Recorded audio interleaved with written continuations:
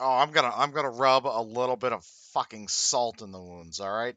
It's a day after the fucking cup final. I'm gonna rub some motherfucking salt in the wounds. All right. You ready for this shit? You ready for this shit? Oh, it gets better, boys. It gets better. Not only did you pretty much get shut out in your own building, may as well have been a shutout, by the way. May as well have been. It's cute and all. Matt Grizzlick scores 1 goal after getting concussed by a fucking cheap shot. Oh, yeah, that's so sweet. No. No, no, no. The Boston Bruins have $14 million in projected cap space. This is per capfriendly.com. I recommend it. They're pretty darn good. Pretty darn good. I like the way they handle everything. I like the way they map everything out. It's really nicely done. Still does make me miss Cap Geek. Cap Geek was the shit, and I hope the person who ran that is doing well. I should really look into see how that guy's doing. But yeah, so there's some major problems. So like I said, 14 million. That's a pretty good number, right? Except that Charlie McAvoy and Brandon Carlo up. Now, I don't know how much they're going to get, but I'm going to say with Carlo, he's going to be around 5 million, and I think McAvoy, because of his talent, is going to be around 7 million.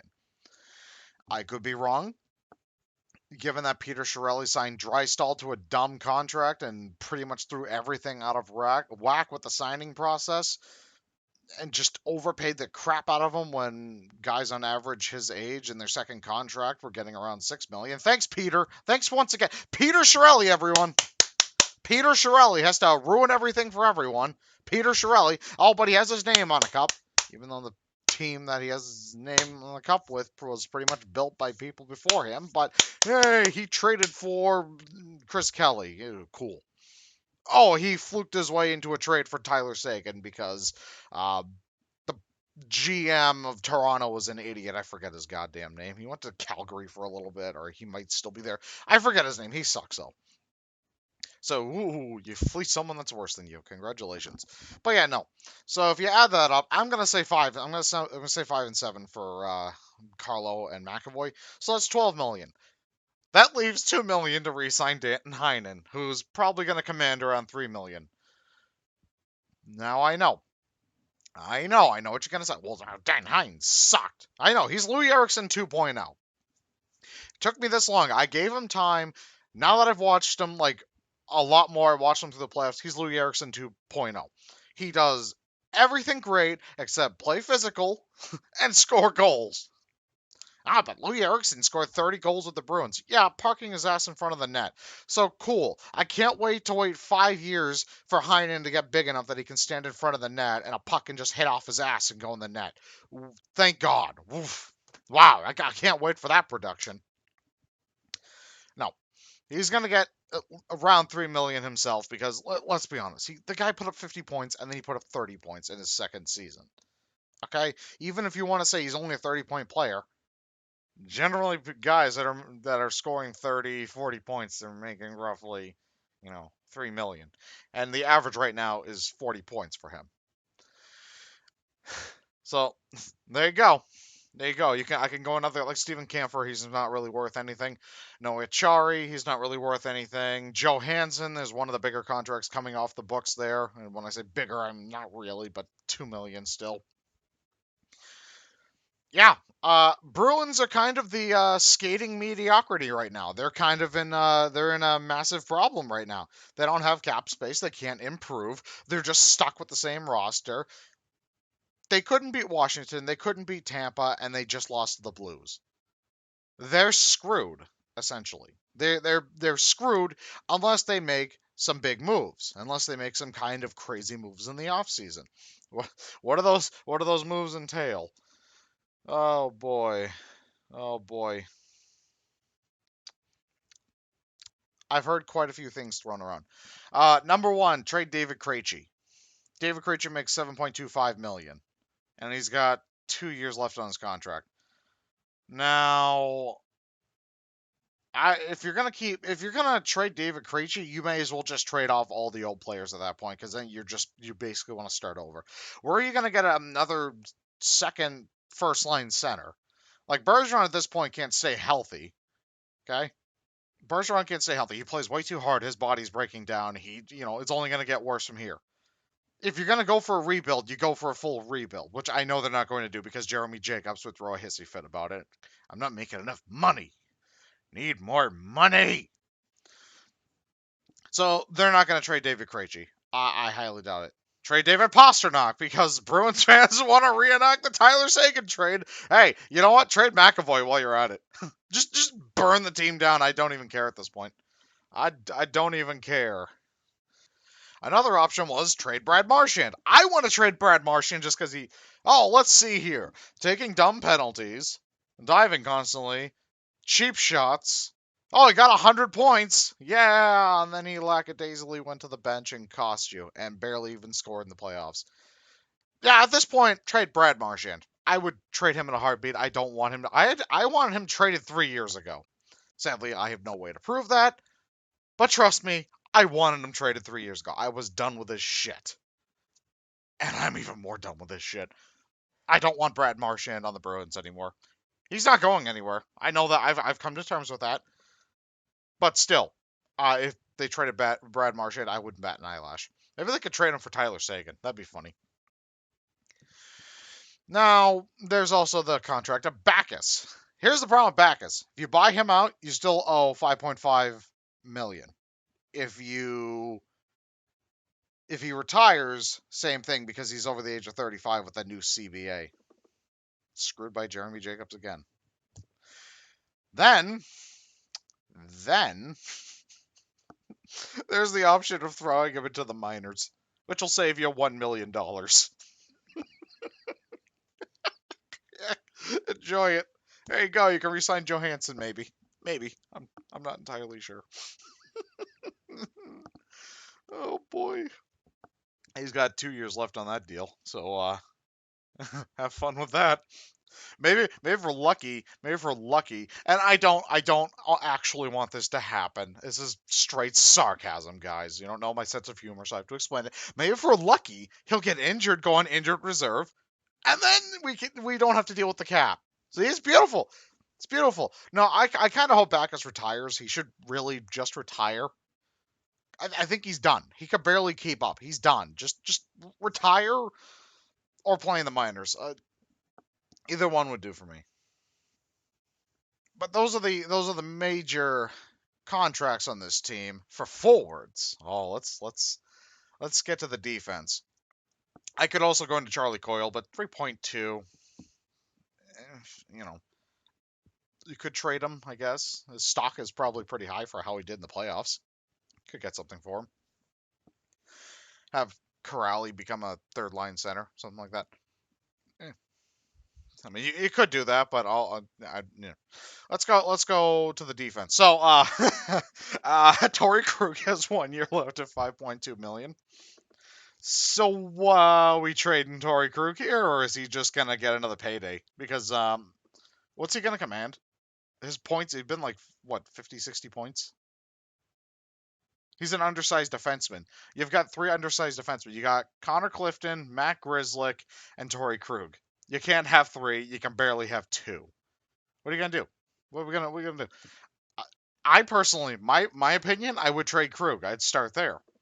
Get rid of the $5 million. You've got a wealth of left shot defensemen coming up in Zaboro, Vakanainen, and Lazan. Why do you need Torrey Krug? Why do you even need Matt Grzelcyk at this point? Bring them up, let them play, start the youth movement now. Okay, you got the youth movement of the forwards. You're gonna have more coming up. You might see Senishin come up. You know, maybe you see a big move or something like that. But for now, you got to get more of these defensemen worked in. I mean, you've got Carlo and you've got McAvoy, and if you re-sign them, you're gonna need some young guys across from them that they can bring along. You know, they're good enough that they can carry those guys. The second guy would be John Moore. He makes 2.7. Now, I like John Moore, but I could see the idea of trading that contract. 2.7, you know, a lot of stat nerds don't really like him, but again, stat nerds really like Louis Eriksson. Louis Eriksson sucks, but so I'm not inclined to believe stat nerds too much. I'm somewhere in the middle, you know. If the stat nerds align with the eye test, then I'll agree with it, but if they don't align with the eye test, then you got to use the eye test. But yeah, John Moore, he'd be another option. Could probably trade him. He did play pretty well toward the end there. He might have some value up there again. But 2.7 isn't going to really help you out that much. You might be able to get some depth, and that's really it. Kevin Miller, I would trade in a heartbeat only because he's made of glass. In fact, I would just keep John Moore and trade Kevin Miller. John Moore can stay healthy. John Moore, when you needed him most, he was there. John Moore can play the off wing, if not the off, with the opposite side if you need him to. Kevin Miller can't do anything like that. I love me some Kevin Miller. He's a tough son of a bitch. He can fight. He's a good defenseman. He's a good skater. He can even play like a top four. But much like Adam McQuaid, he's made of glass. So I'd get rid of him.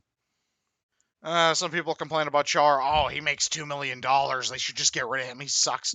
Just shut up. Let Chara play until he's done. He's almost done.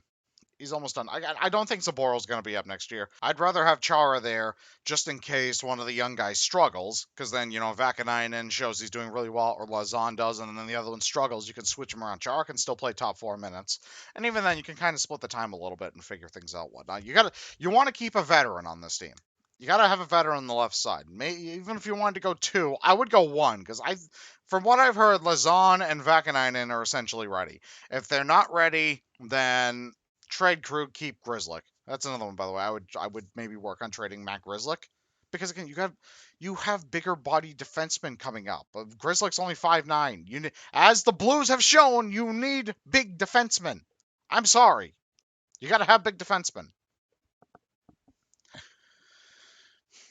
And then after that, like Connor Clifton, he's not going to make very much money. He's a good little player, and he's on the right side. I don't think the Bruins have a lot on the right side coming up. They might have a piece or two coming up on the right side, but literally Connor Clifton isn't going to hurt very much. And you can always find a bottom pair defenseman anyway. That's the top 4 guys that don't exactly grow on trees. So that's why I think they should really work on getting rid of some of these left shots. I know Krug is a great top 4 defenseman. He works really well with Brendan Carlo. Yes, I know. But you need cost control. You need cap relief. You need it now. If you want to improve now, you got to get rid of them. I'm sorry. If you want to get some more offensive skilled forwards, you're going to have to get rid of them. If you just want to go with the same team without making any sort of improvements, are you going to bank on Zach Senyshyn coming up on the right side and helping Krejci out? Are you going to bank on, Jake DeBrusk being more consistent? I mean, you can't bank on these types of things. Your core is getting older. Bergeron's almost a 35. Krejci's almost a 35. You're running out of time. Chara's pretty much done. And then, of course, you could always trade Tuukka Rask. You could go with Halak. That's always an option. I doubt they'll trade Rask. I wouldn't care if they traded Rask one way or another. My opinion hasn't changed. I used to be the most ardent Rask defender. I think he's a choker. I don't have faith in him in big games. I was pretty much waiting for the wheels to fall off. I've always wanted Halak to go in there because every time I see Halak in there, he'd steal you a game. Halak always stole the Bruins a game. He was big. Chris Wagner should have not have won the 7th Player Award. Should have went to Halak for just the great work that he did backing up Rask. Halak was great. But look, this is the problems the Bruins are facing. Are they gonna? I don't know what Don Sweeney's gonna do. I'm just giving you guys what I think and what I see with my 2 eyes. The Bruins, right? If they stay pat right now, and they just make the minimal amount of moves, re-sign a couple of guys, maybe trade someone for like something else or whatever, but you really don't upgrade, you're in a bad situation. You're the skating mediocrity. You have so much cap space tied up in so many players that aren't really giving you enough. I'm sorry. Krug, 50 points. That's fantastic. But at the end of the day, he's going to be eaten alive. If you want to hold on to him and get rid of Matt Grzelcyk and Connor Clifton, that's always an option. But look at what happened in Game 7. Cassidy had no faith in Connor Clifton. He took him out for John Moore. That's got to tell you something. All right, that's all I got. What are your guys' thoughts? I'm curious to know because right now I'm looking at this like they're stuck in the mediocrity world now. They're stuck in mediocrity. They're doomed right now. Do I trust Sweeney? Sweeney has made some really good moves and some really bad moves, but he's done pretty good at drafting. Although that 2015-16, the 3 picks in a row draft is going to haunt them, I think, and still is. Matthew Barzal right now would be perfect because you could trade Krejci, put Barzal in there, but that's impossible. I mean, maybe Studnicka or something will come up and shock next season. Who knows? I'm scared for the future.